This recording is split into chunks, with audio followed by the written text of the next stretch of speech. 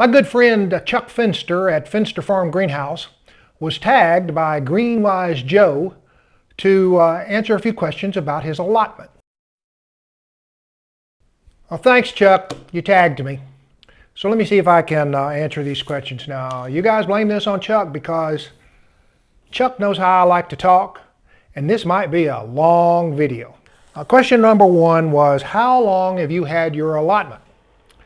Well, the first thing I had to do was go look up and find out exactly what an allotment is. But I went and looked it up, and apparently this is a term that's used, all over Europe and even other parts of the world. As far as this video goes in my recording, I'm going to be talking about the property that we own at Itsy Farm.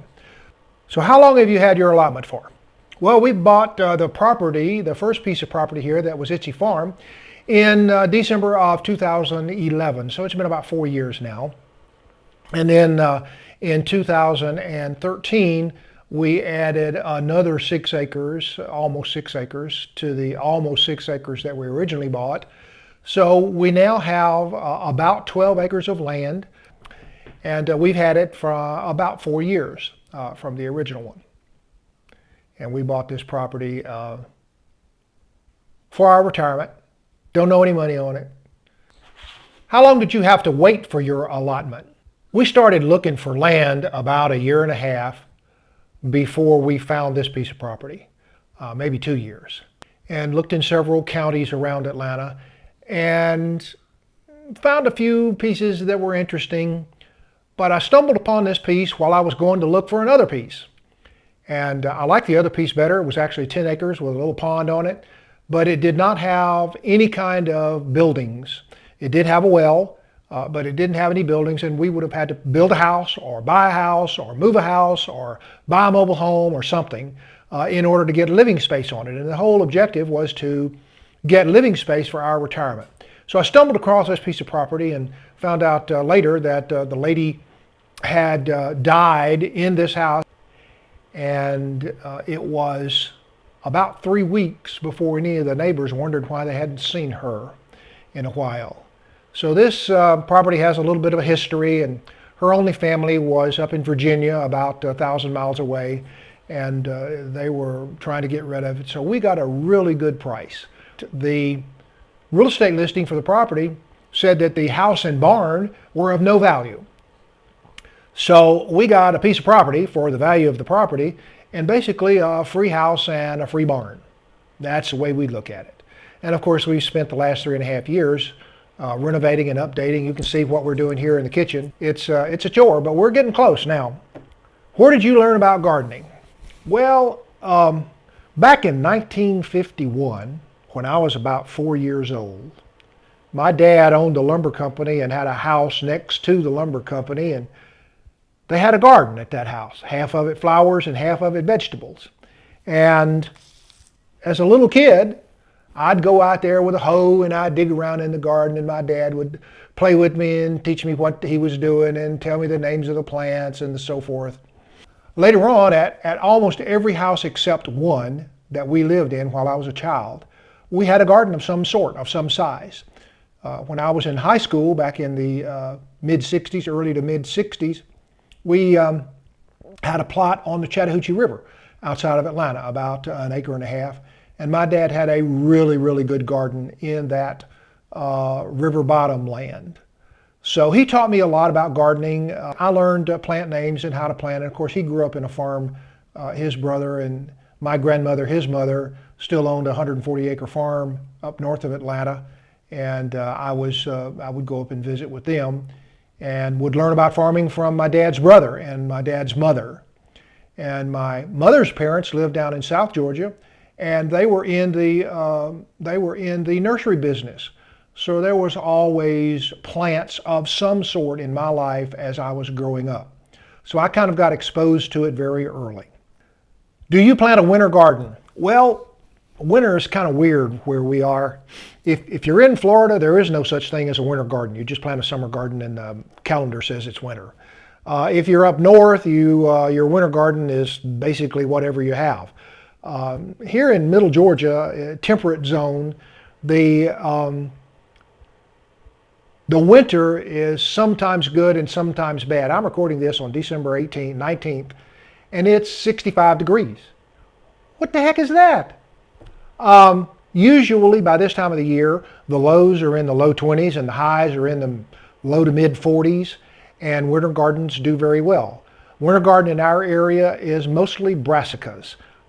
There are some folks that grow lettuce, but not very many.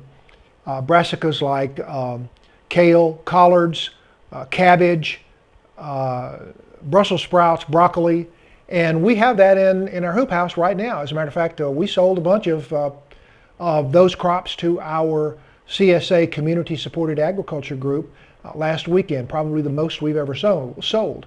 So this year at least, our winter garden is serving us much better than our summer garden. But keep in mind that we're here not only to feed ourselves, but to give us some retirement income, to provide some crops to some other people who, some other local farmers who go to farmers markets and have CSAs. But yeah, we planted a winter garden and we plan to do it again. What has been your biggest success this year or ever? Well, we've had, this year's the first time we planted two things. We planted crimson okra, which is red okra. Now, really funny stuff, red okra turns green when you cook it, so it looks like regular okra. But we planted crimson okra and had a magnificent crop. We should have, we didn't, but we should have cut that crop every 2 days. It was very prolific. When the plants finally got frostbitten and died, the tallest one was 11 feet tall, and the stalks were bigger than my arm. That's a big success for us. Also this year, a big success for us has been what's called red Russian kale. We just call it purple kale, but it's a purple curly leaf kale that is absolutely delicious. I've never grown kale before, and this crop has been very good for us. What's been your biggest gardening disaster? Well, that's easy. When we first bought this property, we had such great ideas for it. We were going to plant all sorts of tomatoes and get rich off growing tomatoes, not realizing that half of Georgia grows tomatoes, and anybody who's got a garden anywhere around us grows tomatoes. We didn't know anything about what was going on. But we bought we planted seeds for 505 tomatoes. Planted them out in the garden. They were doing very well. They were about 3.5, 4 feet tall, and were covered in fruit. Now, we planted 21 different varieties of tomatoes in that 505 plants, and we really didn't think too much about wildlife around here. But we came down to the farm one Saturday morning after we had been away 3 or 4 days, expecting to see our crops, some of our tomatoes, having turned red. There were no tomatoes. The deer, and it had to be an entire herd of deer from the droppings and the amount of food that they ate, had completely wiped out the entire tomato crop. Heartbroken does not describe how I felt. Angry does not describe how I felt. That was the biggest disaster we've ever had. And since that time, we've been fighting the deer here any number of ways. But we've got the deer almost under control, as good as we can expect right now.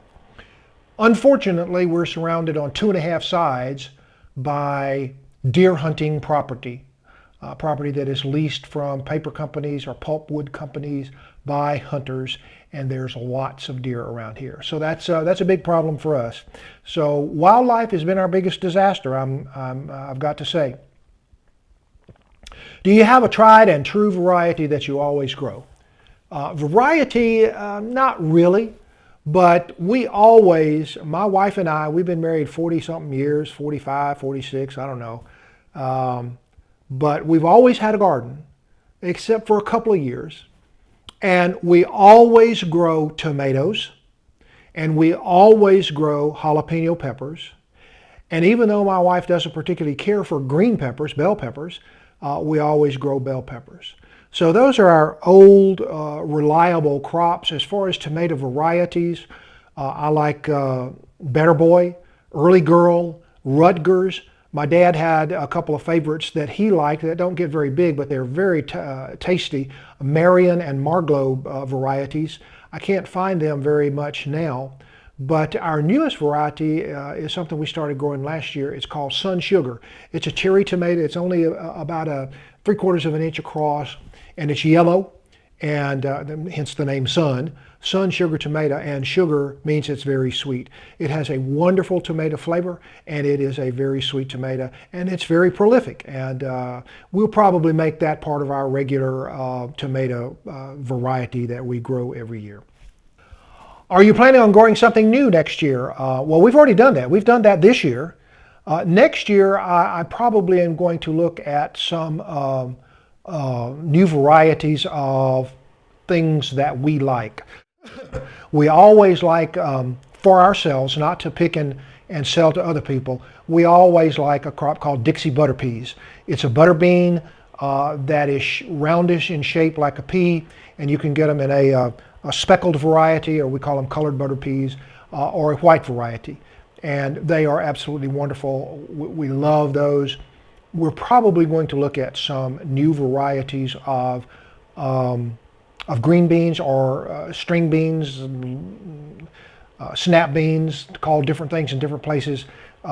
Old Alabama Gardener has introduced me to a variety called Tiger something beans, and we're going to give those a try next year.